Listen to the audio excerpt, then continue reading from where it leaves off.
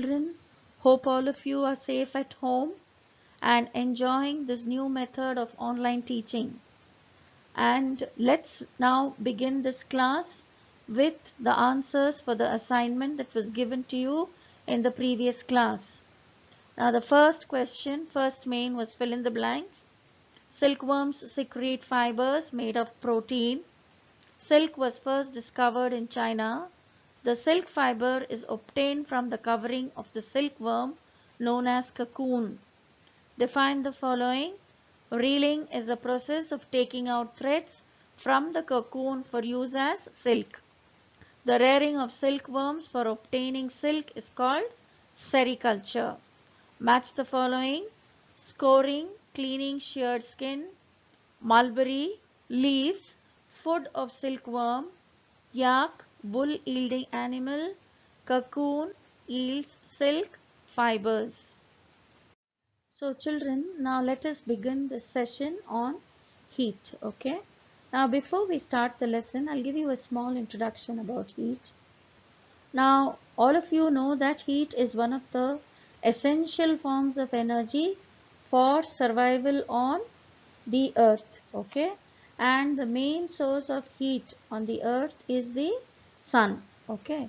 So we use this heat energy for various purposes, and one very important purpose is for cooking, for recreation, for transportation, and the plants also can prepare their food because of this heat energy that is absorbed by the leaves. So this plays a very important role for the survival of humans on the earth. Now other than that, it also plays a very important role in nature. Okay. Now we have seen the wind blowing, rain comes, then there is change of seasons. Okay. Now these things happen. Why? Why does it happen? It occurs due to the uneven heating of different regions on the earth. Okay. So now what is this heat? How do we define heat? So when we define the term heat, we say heat is a form of energy that is transferred between two substances, and those two substances have to be at different temperatures. Okay. So only then that energy can be transferred. Otherwise, if both the substances are at the equal temperatures, then there won't be any transfer of this energy. And one more important characteristic of heat is the direction of the energy flow is always from the substance of a higher temperature to the substance of a lower temperature. Now we'll continue with that later. So first you need to understand how to define the term heat. Now let us see what happens when the temperature of an object increases. Now we know all objects are made of very small particles called atoms or molecules. Now what do you think will happen to these atoms and molecules which are present in these objects when there is an increase in the temperature? So when there is an increase in the temperature of an object or a body, the vibration of the molecules or atoms will increase. So they go on they start to vibrate. So this happens when there is an increase in the temperature of an object. And the next important characteristic of heat is a form of energy which can be converted into other forms. Okay. So you've seen the electric bulb. In the electric bulb, the heat energy is converted to light energy, and in the thermal power plants, heat energy is converted into electrical energy. So all of you are familiar with the word hot and cold. Okay. Now during the winter season, okay, you come out and you feel very cold, right? And then you wear warm woolen clothing then maybe you feel warm. Similarly over here, when you've eaten an ice cream, yes, so when you've eaten an ice cream, you know that it is cold because you touch it, so you know it is cold. Again, hot tea, which could be a favorite of so many of yours. So when you drink hot tea, you know that it is hot. So next, fruit juice, you would always love to drink something which is cold. So the fruit juice when it is cold is very good for you to drink. So now you know that some objects may be cold while some objects may be hot, or some objects may be hotter while some others may be colder than the others. So basically, how do we know that it is whether it is hot or whether it is cold? So one very basic way that you're going to do is just by touching some object. So as soon as you touch the object, you know that the object is either it could be hot or it could be cold. So you're touching it, or maybe when you taste some food, so that food item you will know that whether it is hot or cold. Now, do you agree when I tell you that our sense of touch is reliable? Is our sense of touch reliable? Can it tell you exactly how hot or how cold an object is? So I will just give you a small activity on this, which you could try to do at home. So children, you can try this activity at home. It's a very simple activity where you can take 3 containers. In the first container, you can have warm water. Please don't use hot water, use only warm water. And in the second container, use water which is very cold. And in the third container, you can have a mix of cold and warm water. Okay. Now, what do? The first thing that you have to do is you dip one hand into the warm water and your other hand into the cold water and keep it for 2 to 3 minutes. Okay. Now, after 2 to 3 minutes, remove both your hands and then dip both your hands into the water, which is a mix of cold and warm water. Okay. Now, just see that, or just try to note that do both your hands give you the same feeling? Yes. Do both your hands give you the same feeling? Is it yes or no? So the answer for this is yes or no. The hands do not give you the same feeling. One hand might feel very cold, whereas the other hand might feel very warm. Yes, the hand which was in the warm water might feel very cold, whereas the hand which was in the very cold water might feel warm. Yes, so we cannot rely on our sense of touch. So we need to have something which will help us to exactly measure the hotness or the coldness of an object. Now we say water from the fridge is cold and the milk is hot. How cold is this water? Is it colder than ice? Similarly, how hot is milk? Is it hotter than boiling water?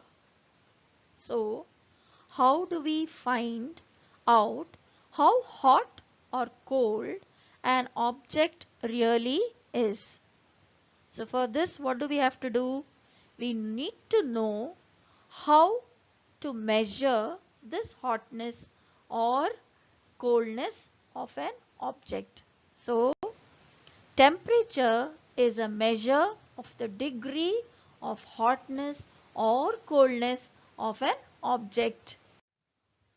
Temperature is measured by a device called the thermometer. The temperature is measured on 2 scales. Now please look at the picture on your slide. The thermometer has both the readings in the Fahrenheit scale and in the degree Celsius scale. Now in the Fahrenheit scale, the initial readings will start from 96 and it ends at 108 degree Fahrenheit. And in the Celsius scale, the initial reading is 35 degrees Celsius, which you can see there on the slide, and it ends at 42 degrees Celsius. Now, the normal human body temperature in the Fahrenheit scale when we read is 98.6 degree Fahrenheit, and in the Celsius scale it is 37 degree Celsius. When your forehead feels warm, you suspect a fever, okay? To make sure that you have to measure your body temperature, okay? So what do? How will you do that? You will do that using a clinical thermometer. So the thermometer that measures the temperature of our body is called the clinical thermometer. Now the basic structure of a clinical thermometer is it has a long narrow glass tube. As soon as you see it, you can see that there is a glass tube, and at one end it has a bulb, and that bulb contains mercury. Then it has a scale called Celsius scale marked in degrees centigrade Celsius. Then a clinical thermometer reads temperatures from 35 degrees Celsius to 42 degrees Celsius. So the lowest marking is 35 degrees Celsius and the maximum marking will be only 42 degrees Celsius. Okay. The next very important structure that you see inside this clinical thermometer is it has a small kink, or it's called the constriction near the bulb, which helps to prevent the mercury level from falling down. Meaning the moment it is removed from the mouth of the person and for you to read the readings on it, this constriction prevents it from falling back into the bulb very quickly. Okay, so that is why we have a kink or a constriction there. And the normal temperature of the human body is 37 degrees Celsius. Now let us understand how to read a clinical thermometer. Now as I have already told you, we use two scales to read the temperature. That is, one is the degree Celsius scale and the other one is the degree Fahrenheit scale.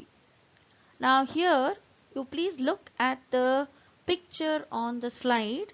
You can see a thermometer and the markings that are given over there, or the scale that we have used over here, is the Celsius scale. Okay.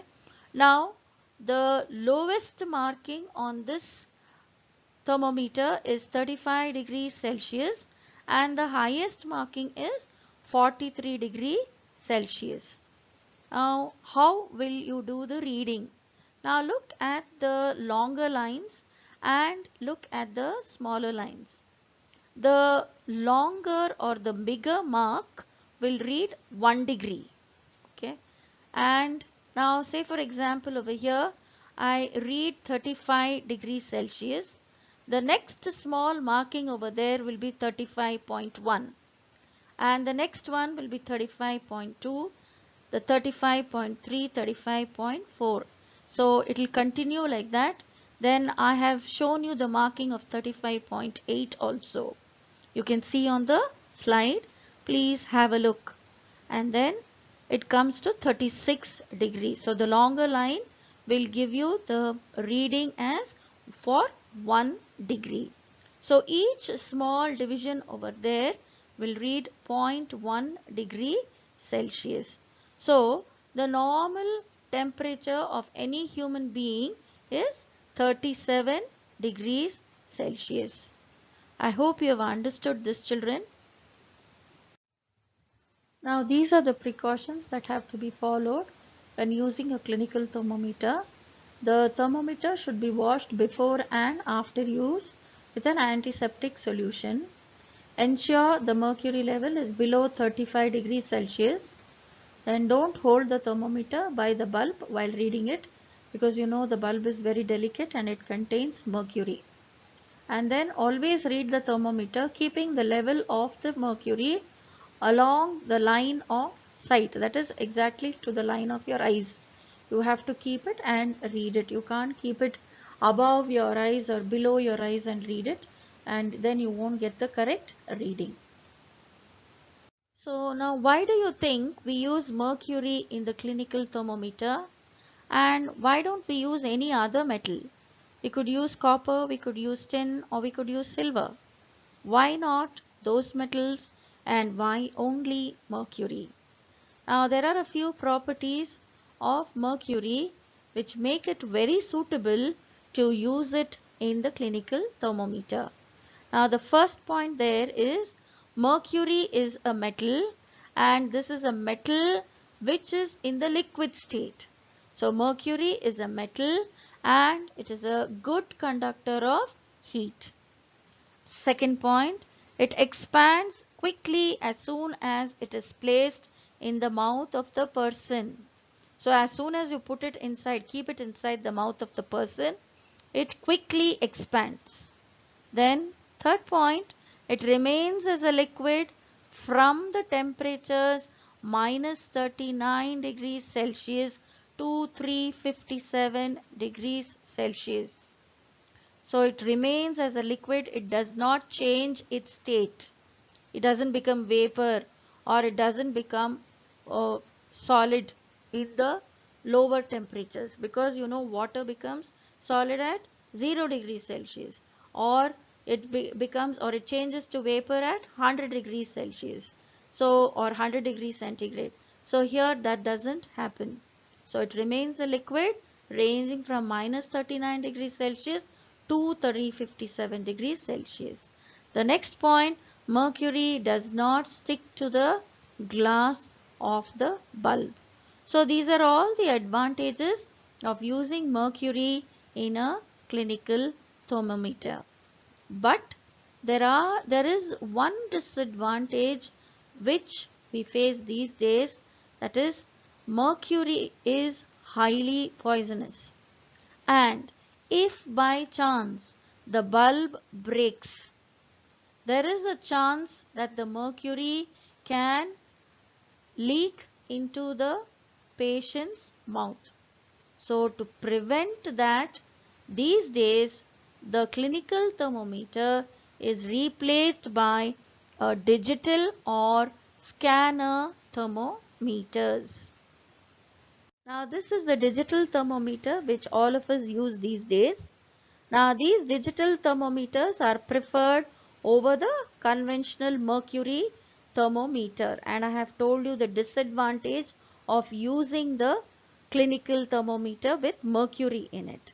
Now these digital thermometers are very easy to read because it will give a LCD display of the temperature of the persons because of the presence of a sensor inside it, and these thermometers are mercury free. So the clinical thermometer is used to measure the temperature of a human body only. Now say for example I have a glass of hot water, or I have a glass of hot milk, or I may want to measure the temperature of some other object. So now for this purpose there are other thermometers, and one such thermometer is the laboratory thermometer. Now in the laboratory thermometer, the laboratory thermometer has a long narrow glass tube, and it has a bulb at one end which contains mercury, and it has a scale marked in degrees Celsius, and the range of a laboratory thermometer is generally from minus 10 degrees Celsius to 110 degrees Celsius. Now let us talk about measuring temperature with a laboratory thermometer. How are you going to do this? Now you will take some tap water in a beaker and then you dip the thermometer in the water so that the bulb of the thermometer does not touch the bottom or the sides of the beaker. And then you will have to hold the thermometer vertically straight you have to hold it. Now when you hold it straight like that, the mercury level rises. Now you wait till the level of the mercury becomes steady, and you will note the level of the mercury by holding the thermometer still in the water. You will not read the readings after you remove the thermometer from the beaker of water, which is not possible because in the laboratory thermometer there is no constriction and it will not give you the correct reading if you want to read it after removing it out from the water. So the temperature that you read when you hold it in water will give you the temperature of water. Now try to answer these questions, children. Now the first main, fill in the blanks. The degree of hotness or coldness of an object is its dash. Temperature of water can be measured using a dash thermometer. The lowest marking in a clinical thermometer is dash degree Celsius. Now answer the following. What is the use of a constriction in the clinical thermometer? Give one similarity and one difference between a clinical thermometer and laboratory thermometer. What is the average temperature of a healthy person? Thank you, children.